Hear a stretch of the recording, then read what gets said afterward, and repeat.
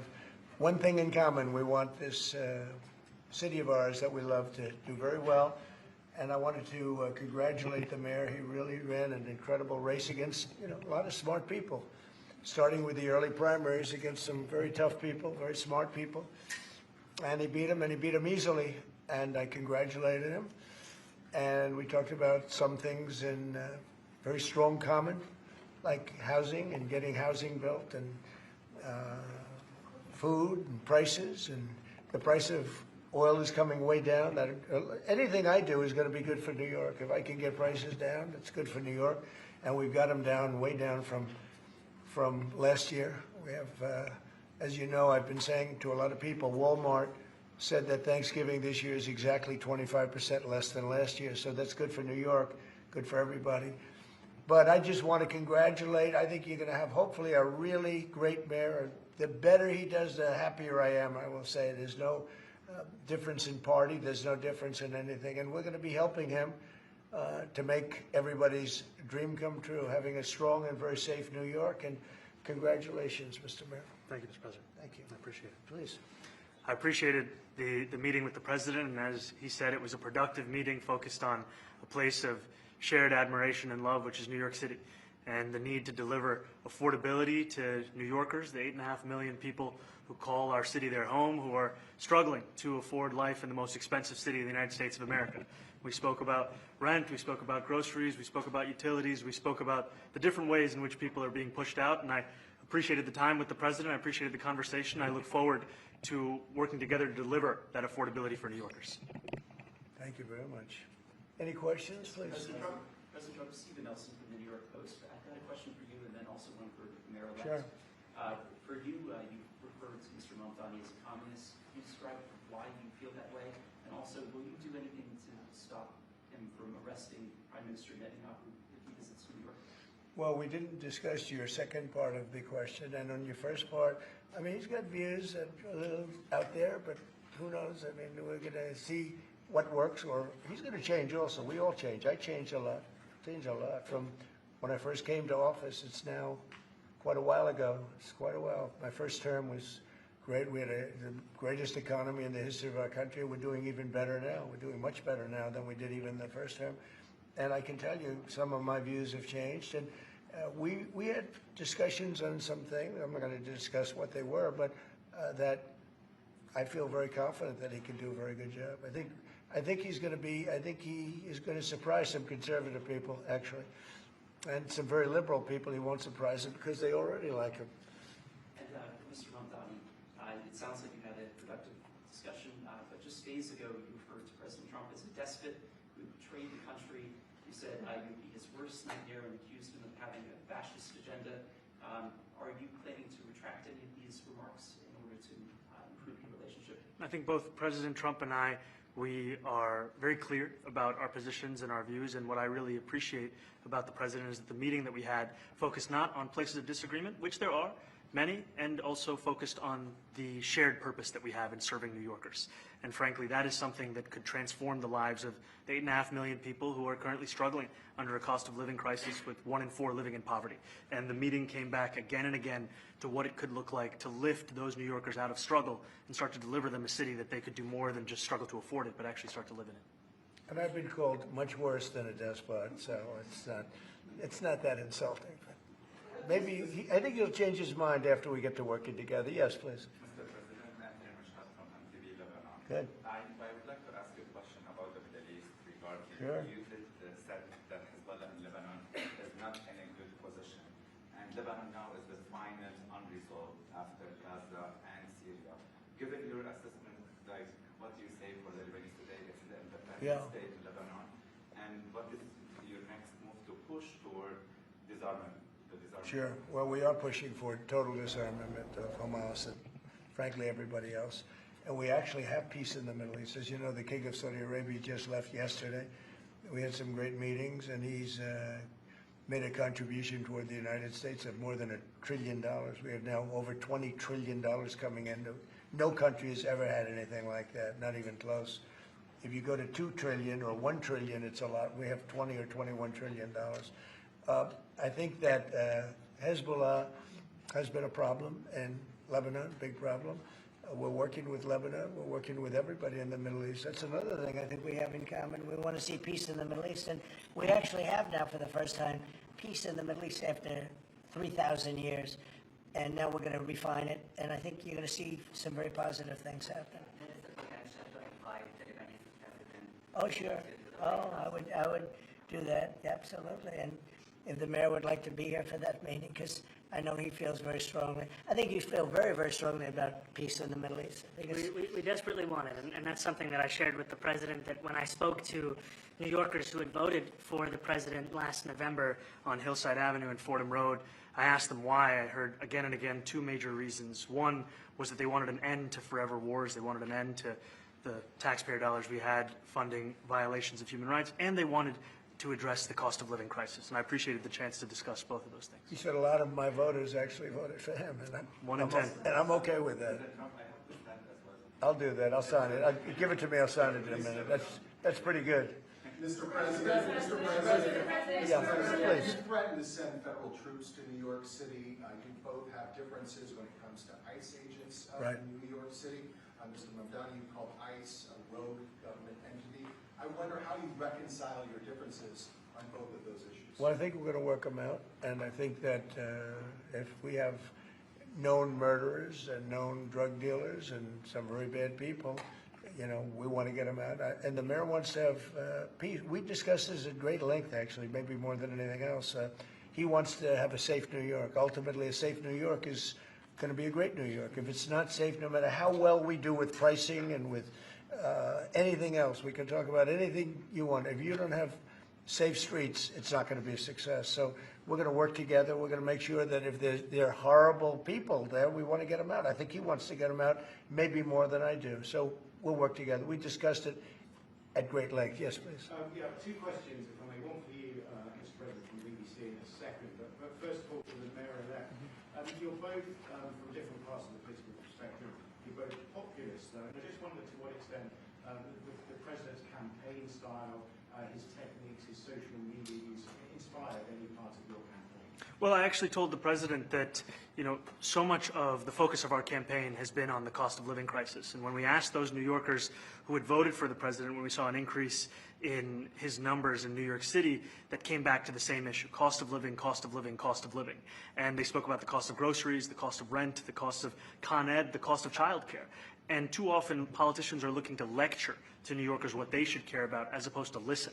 And when we spoke to those voters who voted for President Trump, we heard them speak about cost of living. We focused on that same cost of living, and that's where I am really looking forward to delivering for New Yorkers in partnership with the president on the affordability agenda. And I think we have to work a little bit. We talked about Con Edison. We have to work a little bit on getting the prices because, you know, we've gotten fuel prices way down, but it hasn't shown up in Con Edison. And we're going to have to talk to them. You know, if we're sending them fuel at a much lower price than it was a year ago, which is true, we have to get Con Edison to start lowering their rates. Absolutely. And if I may, last week you told me you were pushing ahead with your plans to sue BBC for up to $5 billion. You're going to speak to Prime Minister Starmer as well. Is there any progress or any updates on those issues? Well, we get along very well with the Prime Minister. We made a deal with UK. I like him. He's a fine person. And, you know, I think they have some big energy problems. You know, they've got windmills all over the place. They're going to have to start using other methods because their energy is out of control. Talking about in the UK, it's out of control. And he's got that problem. He's got a big immigration problem, as you know, and he's got a big energy problem. And we talk about it. He's a good man. Prime Minister's a good man. You had a chance to speak this week. I haven't spoken this week. Mr. President, have you spoken to President Zelensky, or do you intend to Who? meet President Zelensky about your plan? Are you going to meet with him? I've spoken with their people. We have a plan. It's horrible what's happening. It's a war that should have never happened. It would have never happened if I was president, and it's a shame. And I thought they should have acted quicker. But it's a cold winter, and a lot of the you talk about utilities, but a lot of the big energy-producing plants have been under attack, to put it mildly, to put it nicely. Yeah, we have a way of getting peace, or we think we have a way of getting peace. He's going to have to approve it.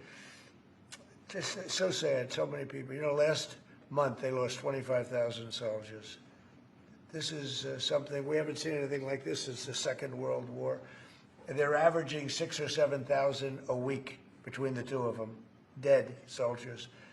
And it goes on, and I think they're getting reasonably close, but I don't want to predict. I would have said that would have been one of my early ones. I did 8 peace deals of countries, including in India, Pakistan. You could even go, in fact, they're coming here in a week or two, go to the Congo and Rwanda. That was 10 million people dead, and we worked something out on that. But so many, and the one I thought would have been, for me, because I have a very good relationship with President Putin, I thought that would have been maybe quicker, but it does take 2 to tango. And now you just see all the death. And, it doesn't affect us other than the fact that we don't want to see all those people that really, it's on the other side of the ocean.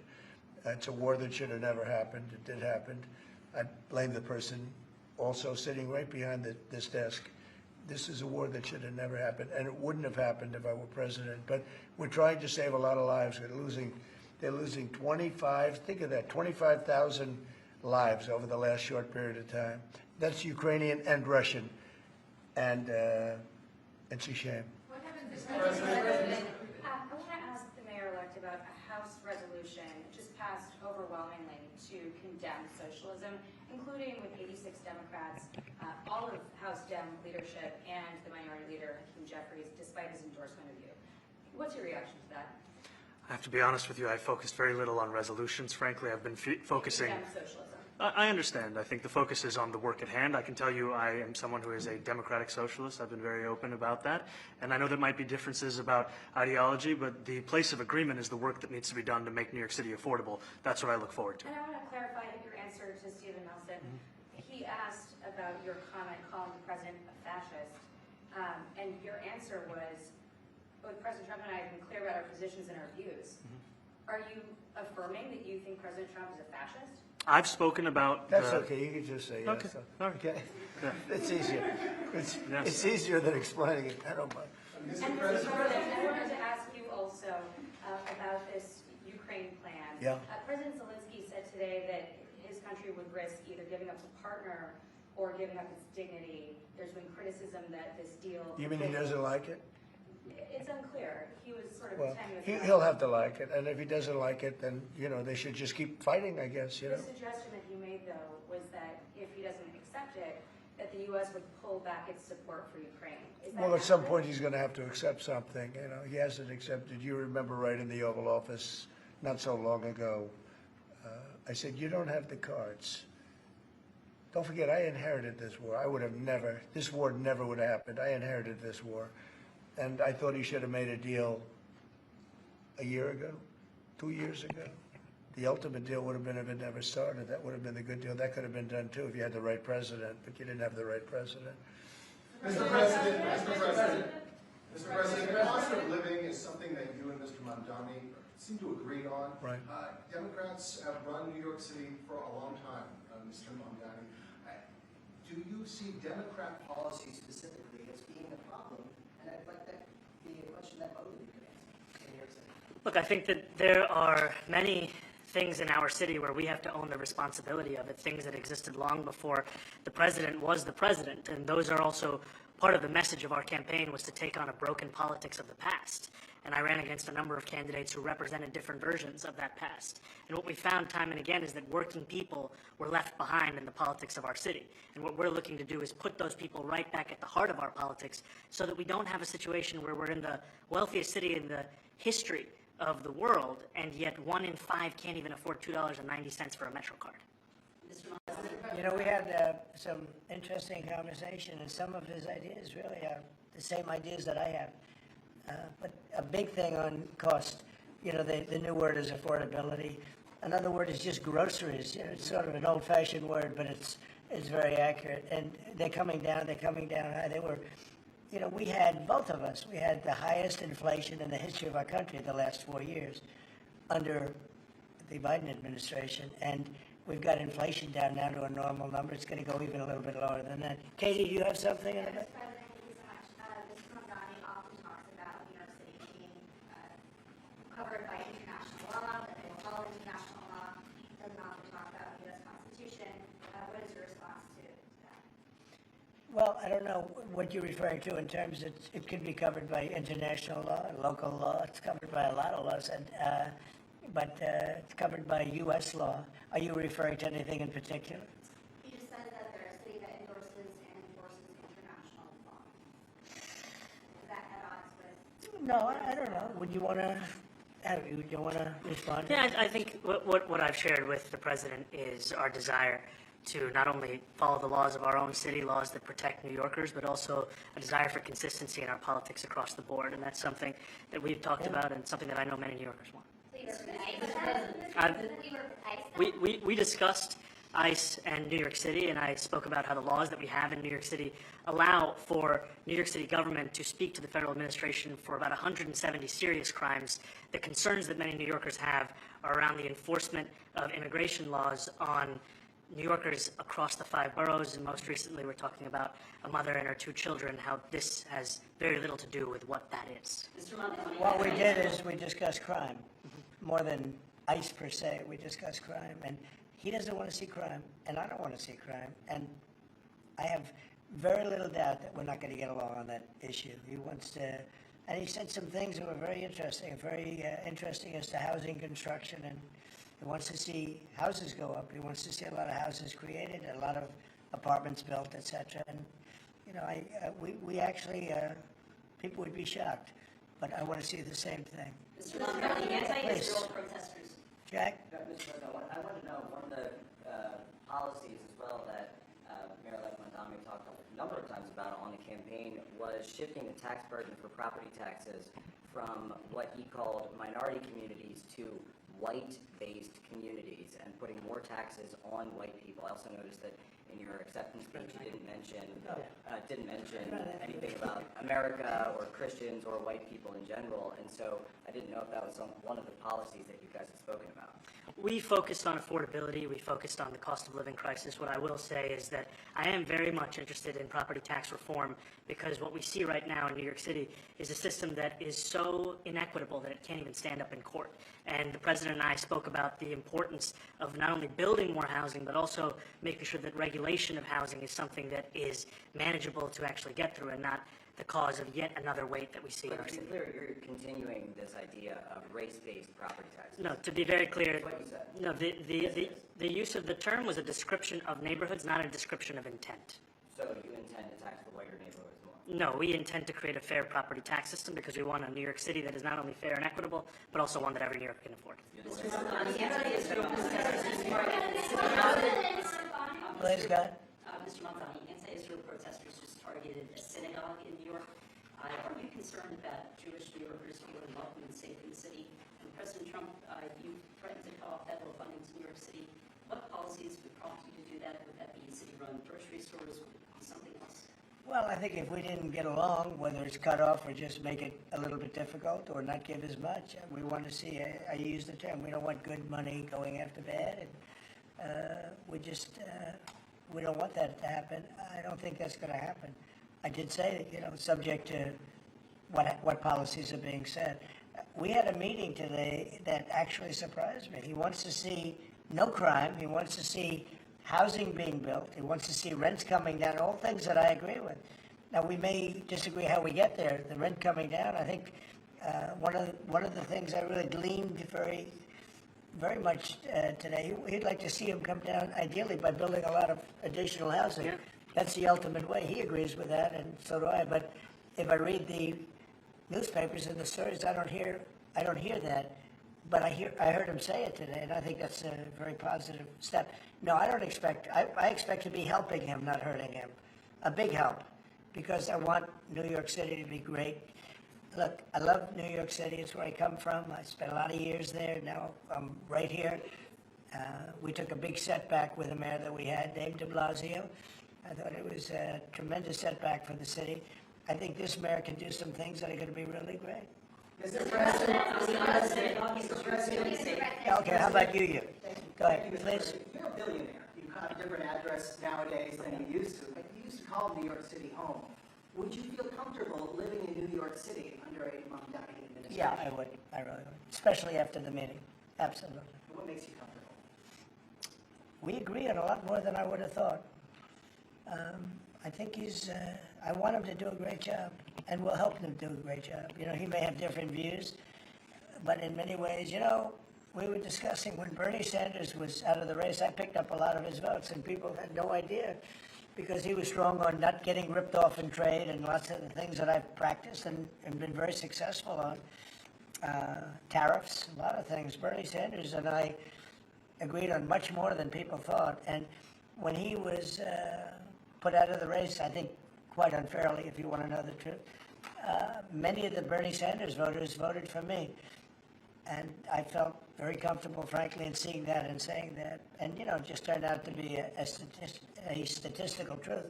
But, no, I feel very comfortable. I would feel very, very comfortable being in New York, and I think much more so after the meeting. Yes, please. Thank you, Mr. President. I have a question for you, but a very quick one for the mayor.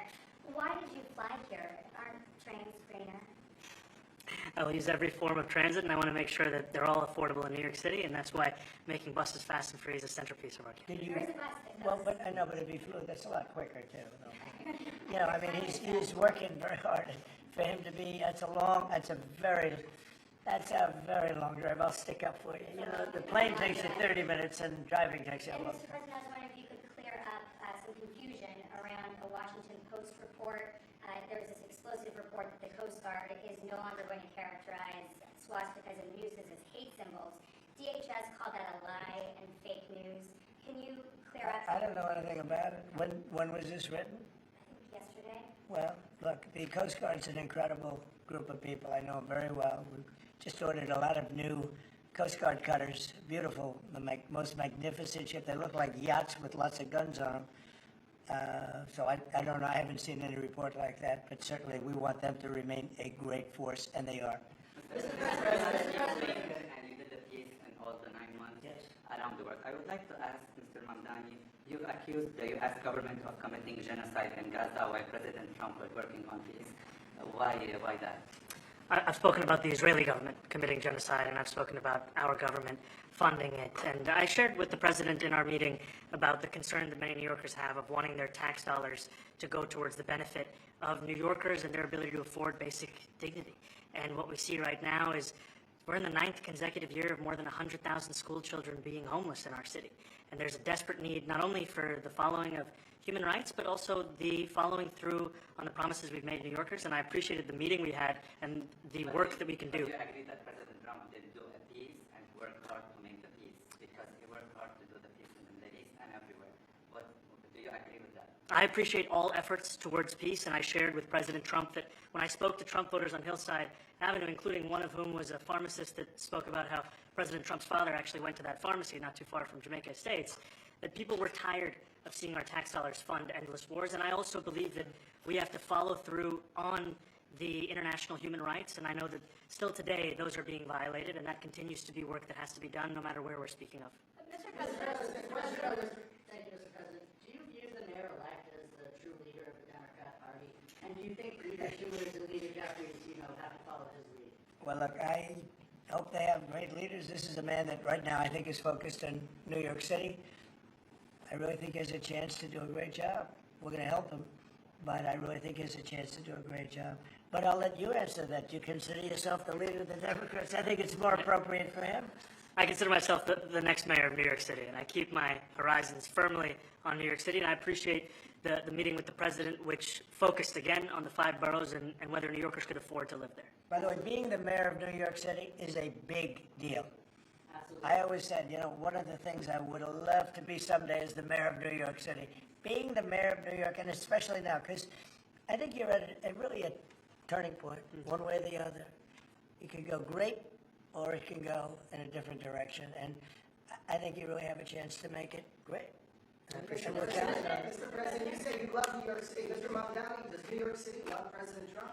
New York City loves a future that is affordable, and I can tell you that there were more New Yorkers who voted for President Trump in the most recent presidential election because of that focus on cost of living, and I'm looking forward to working together to deliver on that affordability agenda. I got a lot of votes. One more. Go ahead. 1 or 2 more. Go ahead. I tell you, the press has eaten this thing up. I've had a lot of meetings with the heads of major countries. Nobody cared. This meeting that you people have gone, outside you have hundreds of people waiting. This is just a small little group. For some reason, the press has found this to be a very interesting meeting. The biggest people in the world, they come over from countries nobody cares. But they did care about this meeting, and it was a great meeting. Go ahead. Yeah, Mr. President, I was going to ask you exactly that. Why do you think there's so much more, so much excitement around this thing in some form? Because I think he's different. All right? I think he's different. And that can be in a very positive way, but I think he's different than, your typical guy runs, wins, becomes mayor maybe, and nothing exciting. Because he has a chance to really do something great for New York. New York is at a very critical point. And he does need the help of the federal government to really succeed, and we're going to be helping him. But he's different than, your average candidate. He came out of nowhere. I said he has a great campaign manager standing over there. He came out of nowhere. What, you start off at 1 or 2? And then I watched. I said, who is this guy? He was at 1, then he was at 3, then he was at 5, then he was at 9. Then he went up to 17. I said, let's get a little bit interesting, right? And then all of a sudden he wins a primary that nobody expected he was going to win. It's a great tribute. I mean, it's an amazing thing that he did. And I'll just add one thing to what the president said. Is one thing I also appreciated is in our meeting to appreciate a portrait of FDR and the incredible work that was done with the New Deal, and also in thinking about what it can look like when the federal government and New York City government work together to deliver on affordability. It can be transformative. We have a great portrait of FDR that I found in the vaults that was missing for years. I found it, and I put it up. He's a Democrat, to the best of my knowledge. He's a Democrat. And when the mayor saw that portrait, he said, "Sir, do you mind if I have a picture taken by that portrait?" It's an amazing portrait. I hope the picture comes out good. But it's an amazing portrait in the cabinet room. So he's a big fan of the New Deal, I guess, and of FDR. Yes, ma'am. Thank you, Mr. President. You said that you both spoke about crime. Yeah. There are many police officers that come off the rolls at the end of this year in New York City. Are you going to allow those police to be replaced with police officers, actual cops? And are you going to require that happens? Would there be some consequences? Well, I hope it happens, but again, it's going to be ultimately the mayor's decision. What's your answer? Is that I look forward to delivering public safety with the NYPD, and I've said over the course of our campaign that we have the number of police officers today. They're the ones that's budgeted about 35,000 headcount. And I think the key thing is that we have to make it easier for police to focus on police work, not ask them to respond to 200,000 mental health calls a year. So is that a reduction from what you're at right now? Are you committing to maintaining the same level of cops? I've committed over the course of the campaign to maintain the 35,000. That's the headcount that we had through the campaign. And not replace them with caseworkers, social workers? No, I've said that's the headcount that we want. What we need to do is make sure they can focus on serious crime. And he just retained a great police commissioner, I believe, right? Yes, we did, Commissioner Fish. If the newspapers are correct. That one they're correct about. He retained, I think, somebody that is she's a good friend of some of the people in my family, of Ivanka, and they say she's really good, really competent, and he just retained her, so that's a good sign. Are there still topics that you see that you're going to be debating on in the future? And do you think you'll have more meetings like this? There will be topics that we disagree on. I think we'll probably come to a conclusion, and ultimately, he'll convince me, or I'll convince him. It's for the good of New York. Ultimately, it's for the good of New York. I don't care about affiliations or parties or anything else. I want to see if this city could be unbelievable. If he could be a spectacular success, I'd be very happy. Do you think you guys will meet more in the future, too? Excuse me? Do you think you'll meet again in the future? I think we will. I hope we do. I enjoyed the meeting. We had a great meeting. Please. Mr. President, Republican Elise Stefanik has campaigned multiple times by calling Zohran Mamdani a jihadist. Do you think you're standing next to a jihadist right now in the Oval Office? No, I don't, but she's out there campaigning, and, you say things sometimes in a campaign.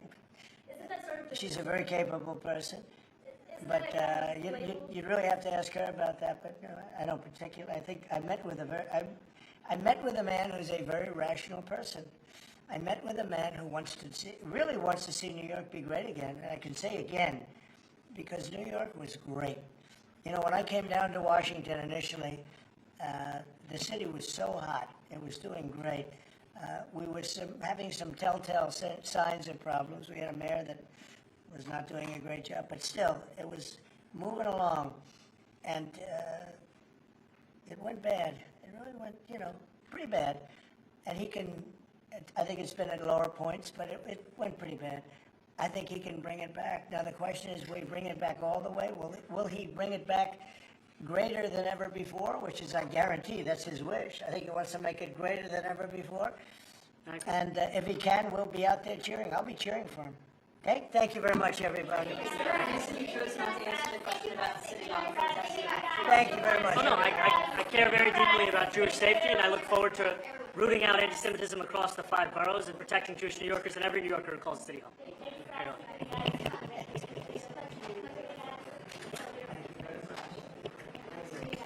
Thank you.